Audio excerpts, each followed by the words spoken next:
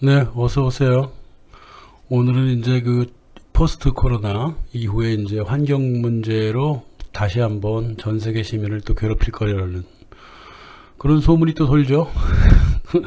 뭐 소문이 실제 아닌 적이 있습니까? 기후 변화 문제입니다. 이게 산업을 일으키는데 필요한 원재료들 있잖아요. 광물, 뭐 석탄, 석유, 이런 것들은 이제 통제하려는 전략이 그 식민지 경영을 제일 오래 했던 그 영국에서 나오게 됩니다. 예.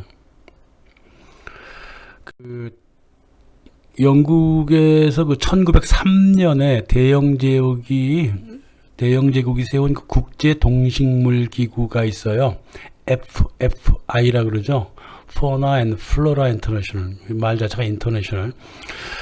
국제 기구로서 이제 자연 환경 단체가 처음으로 발생을 하게 되죠. 그 식민지의 자연을 무한대로 파헤치던 그 영국이 뭐 정신을 싹 고쳐잡았나 이런 단체를 만들었습니다. 그래서 이때 그 인도 식민지 저항이 굉장히 그 거세지던 때거든요, 이게. 그때 인도 사람들이 손을 대지 못하게 식민 인도 지역에 273개의 자연보호지구를 만들어요, 이 기관이. 손대지 마! 거기 그 원자재가 있으니까 손대지 말라고요. 그게 환경단체가 했던 첫 번째 행동이었고 목적이었어요. 이게 이제 1913년 그 영국의 그 진정한 그 에콜로지 집단, 환경주의 집단, 영국 환경학회를 만듭니다.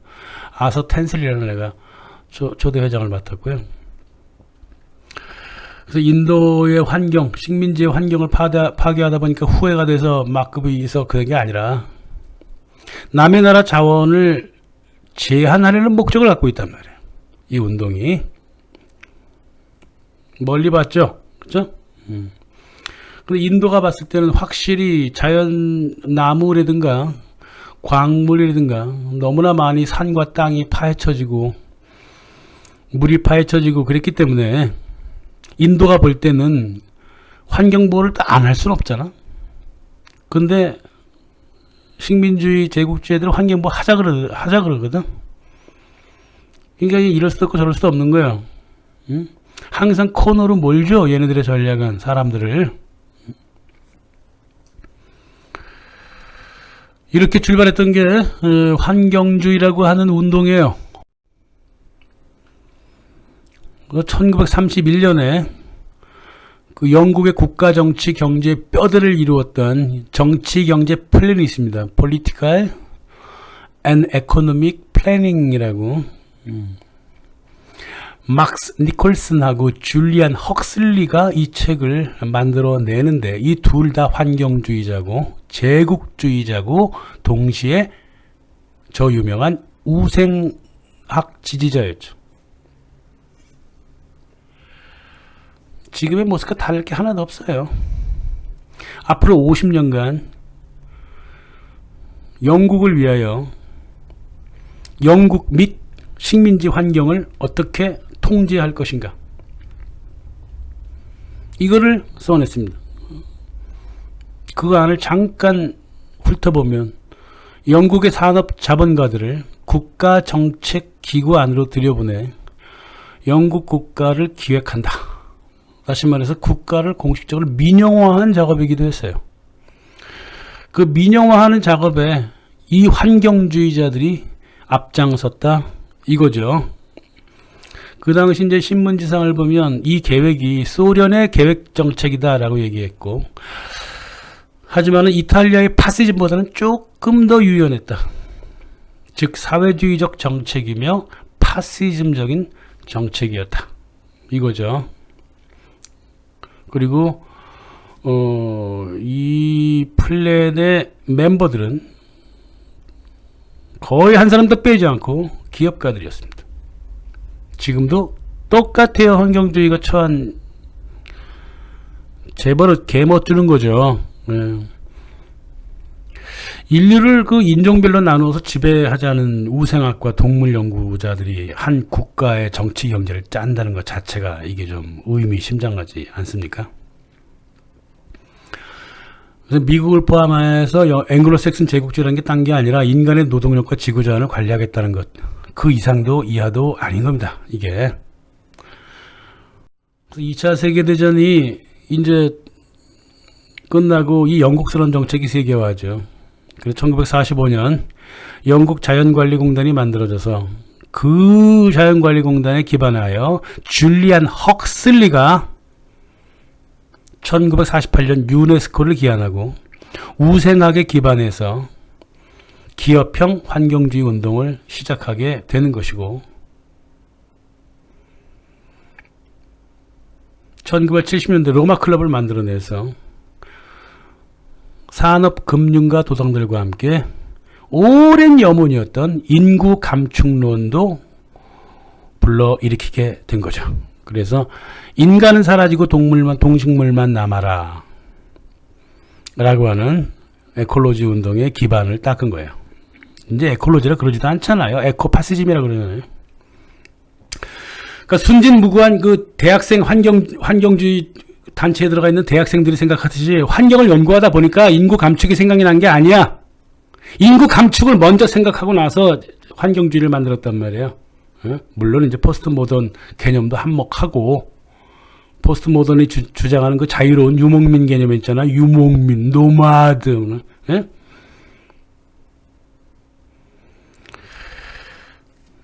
너무 깊게 나갈 필요 없이 토마스 모가 유토피아에서 1513년에 피통치자들이 한 곳에 10년 이상 머물지 않게 했거든요. 그 뜻은 뭐냐면 소유권 주장에 무감하게 만들고 새로운 경제 환경에 맞추어서 노동력을 쉽게 관리하기 위해서 인간을 정착하지 못하게 만들었는데 인구가 정착한 이후로부터 인구가 늘었으니까 인구가 정착하지 않도록 하자. 이민, 다문화를 강조하자. 이 논리가 이렇게 연결되는 거란 말이에요. 예? 그래서 인구 감축을 주장하는 사람들은 정착 문화를 파괴하는 거예요. 원래가. 떠들어다녀 그 말이야. 그래야 노동력이 정비될 수 있잖아요. 그래서 너 고독하게 살아 새끼야. 가족을 파괴하고. 여기에 또 페미니즘을 같이 또 이용해 먹죠. 고독과 자살. 환경주의의 결과는 그거예요. 인간의 고독과 자살. 그걸 유도하는 겁니다. 그래서 유네스코가 그렇게 탄생을 했고, 유네스코의 목적은 바로 페미니즘이라든가 환경주의라든가 이런 것들을 끌어들여 갖고 인간의 지구의 자원과 인간의 노동력을 관리 통제하겠다는 거예요.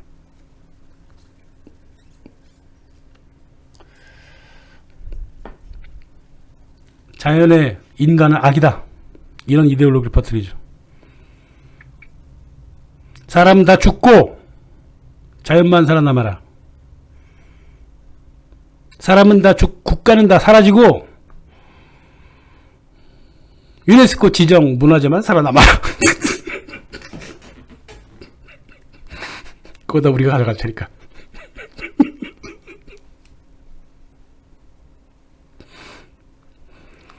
다른 말로 넘어가죠.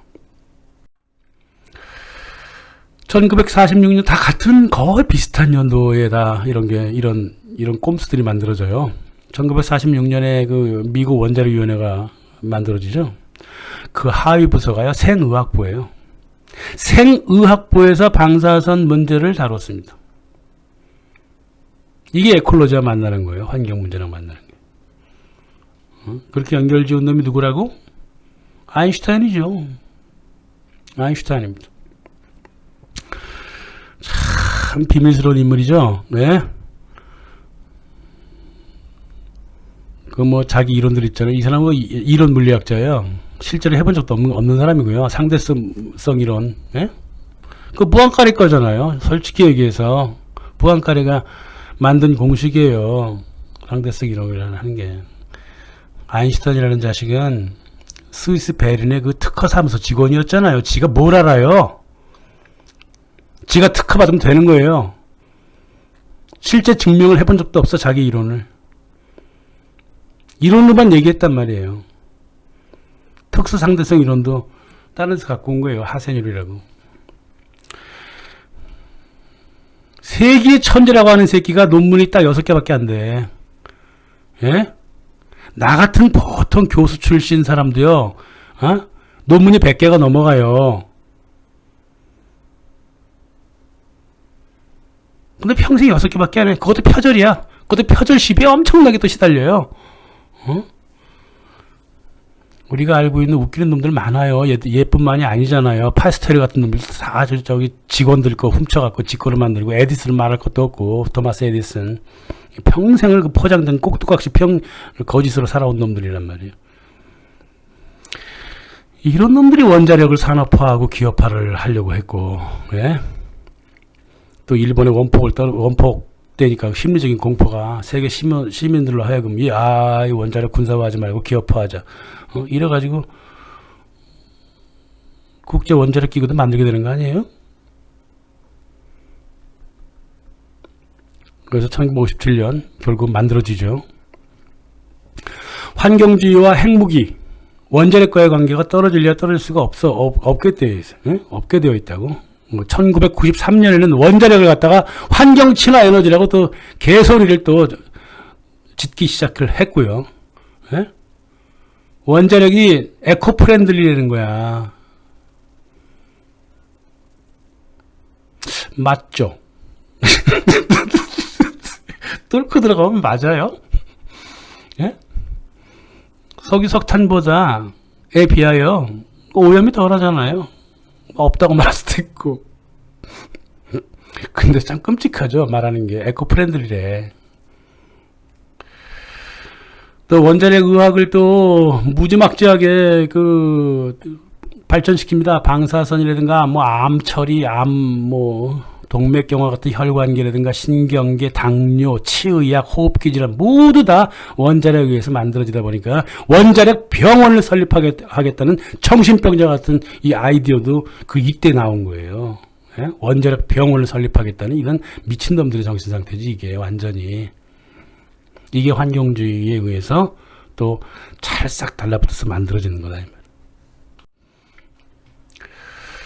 그래서 환경을 보호하겠다는 것은 말이에요. 일단 제국의 자원을, 원자재를 보호하겠다는 목적을 갖고 있는데 이 목적에서 한치도 어긋남이 없습니다. 지금도. 예? 한치도 어긋남이 없어요. 1961년에는 말이에요. 이 줄리안 헉슬리가 아프리카를 돌아다녀 봤더니 야, 자연 파괴가 끔찍하더라. 그러면서 WWF를 만들죠. 세계 자연 기금을 만들었어. 인도에서 지네들이 했던 자연 접근 금지 정책을 국제적으로 실시하자 그랬단 말이에요. 예? 그 대표자들은 그냥 귀족들, 왕족들 다 내세우면서 우아하게 왕실의 외면을 싹 포장시키고, 생명 철학 같은 걸 이상하게 불러일으키면서 기업 마케팅을 계속 강화했다, 이 말입니다. 예?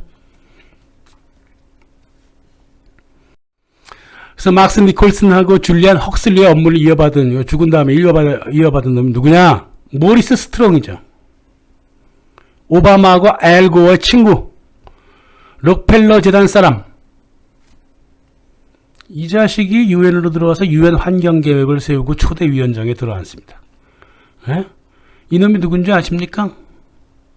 이게 환경주의 할놈으로 보여요? 온실가스를 줄이겠다고. 골드만삭스가 항상 그래.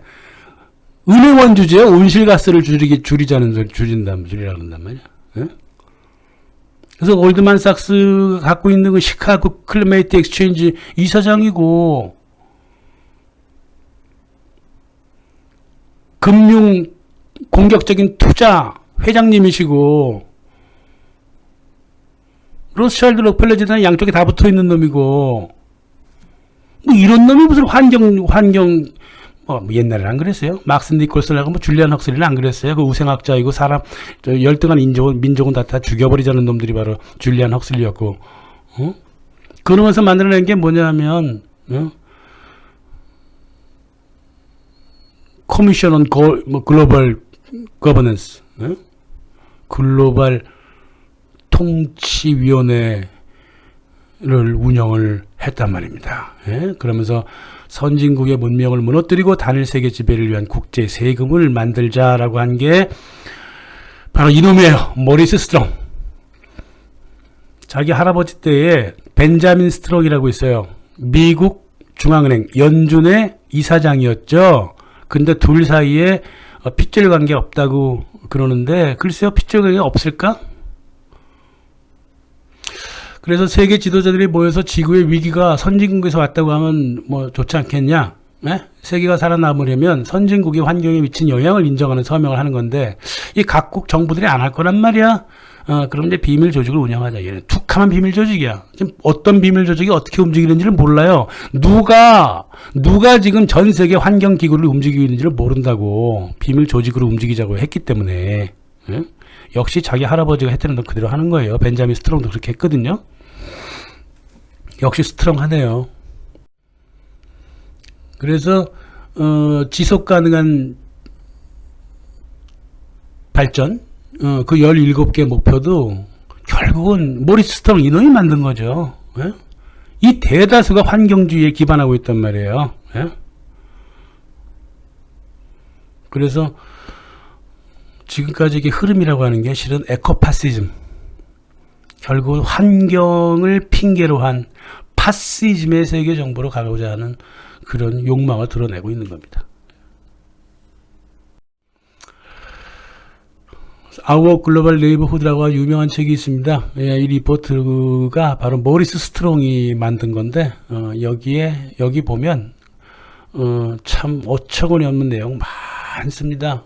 이 5천 원이 없는 논리도 없고 이런 가당치 않은 계획에 전 세계 정부가 참여하고 있다는 게 이게 지금 이게 사람을 힘들게 하는, 심리적으로 자꾸 사람을 괴롭히는 그런 겁니다. 우리 국민들이 깨지 않으면 좀 문제가 좀 커질 것 같은데요. 감사합니다. 다음에 뵙겠습니다.